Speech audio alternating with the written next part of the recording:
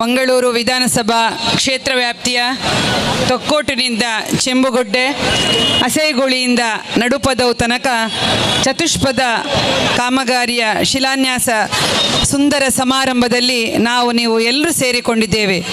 ಈ ಅರ್ಥಪೂರ್ಣ ಕಾರ್ಯಕ್ರಮದ ಸಮಾರಂಭದ ಶಿಲಾನ್ಯಾಸವನ್ನು ನೆರವೇರಿಸುವವರು ನಮ್ಮ ಕ್ಷೇತ್ರದ ಜನನಾಯಕರಾಗಿರ್ತಕ್ಕಂಥ, ಕ್ಷೇತ್ರದ ಅಭಿವೃದ್ಧಿಗೆ ಕಾರಣೀಭೂತರಾಗಿರ್ತಕ್ಕಂಥ UT ಖಾದರ್ರವರು. ಇವತ್ತು ಮಂಗಳೂರು ಕ್ಷೇತ್ರ, ಉಳ್ಳಾಲ ಕ್ಷೇತ್ರ ಅಭಿವೃದ್ಧಿಯ ಗಗನಕ್ಕೇರಿದೆ. ನೀವು ಕಂಡ ಹಾಗೆ ಈಗಾಗಲೇ UT ಖಾದರ್ ಅವರು ಹೇಳಿದರು, ಕ್ಷೇತ್ರದ ಅಭಿವೃದ್ಧಿಗೆ ಎಷ್ಟು ಕೋಟಿ ಅನುದಾನವನ್ನು ಇಟ್ಟಿದ್ದೇವೆ ಅಂತೇಳಿ.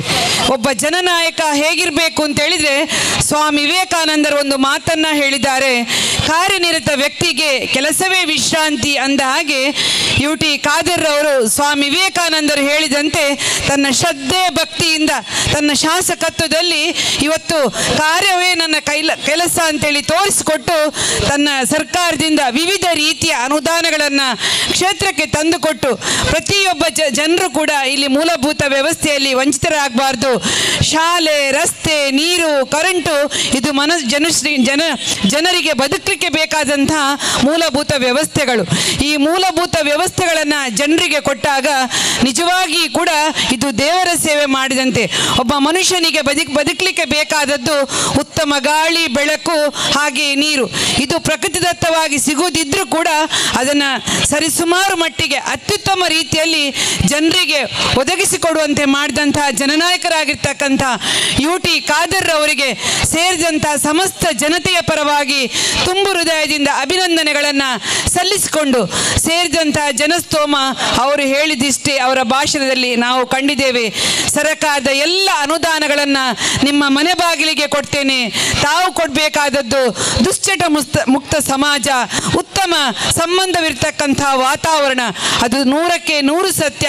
ನಾವೆಲ್ಲರೂ ಕೂಡ ಶಾಂತಿ, ಪ್ರೀತಿ, ವಿಶ್ವಾಸದಿಂದ ಬದುಕಬೇಕಿದ್ರೆ, ಅವರು ಕೊಟ್ಟಂತಹ ಅನುದಾನಗಳು ಸಮರ್ಪಕವಾಗಿ ಜನರಿಗೆ ಸಿಗಬೇಕಿದ್ರೆ, ಇಷ್ಟೆಲ್ಲ ಆರ್ಥಿಕವಾಗಿ ಈ ಕ್ಷೇತ್ರ ಬೆಳವಣಿಗೆ ಹೊಂದಬೇಕಿದ್ರೆ ನಮ್ಮಲ್ಲಿರಬೇಕಾದದ್ದು ಶಾಂತಿಯುತವಾದಂಥ, ಸಹಬಾಳುಯುತವಾದಂಥ ಜೀವನ. ಅದನ್ನು ನಾವೆಲ್ಲರೂ ನಮ್ಮ ಧರ್ಮವನ್ನು ಪ್ರೀತಿಸಿಕೊಂಡು ಮತ್ತೊಂದು ಧರ್ಮವನ್ನು ಕೂಡ ಗೌರವಿಸುವ ಮುಖಾಂತರ ಇಡೀ ಸಮಾಜದಲ್ಲಿ ಉತ್ತಮ ಸಮಾಜವನ್ನು ನಿರ್ಮಾಣ ಮಾಡುವ ಮುಖಾಂತರ ನಾವು ಅದನ್ನು ಕೊಡುಗೆಯನ್ನು ಕೊಡಬೇಕಾಗಿದೆ. ಹಾಗಾಗಿ ಸೇರಿದಂತಹ ಸಮಸ್ತ ಜನರಲ್ಲಿ ನಾವೆಲ್ಲರೂ ಮನವಿಯನ್ನು ಮಾಡುವ ಮುಖಾಂತರ ಉಳ್ಳಾಲವನ್ನು ನಮ್ಮ ಹೊಸ ತಾಲೂಕನ್ನಾಗಿ ಮಾಡಿದರು.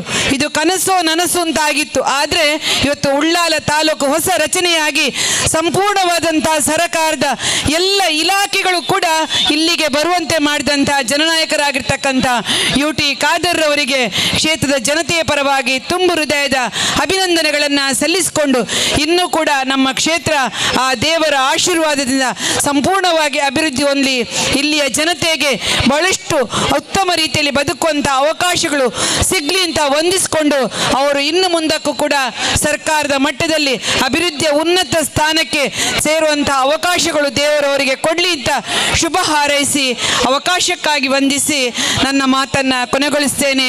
ಜೈ ಭಾರತ್, ಜೈ ಹಿಂದ್.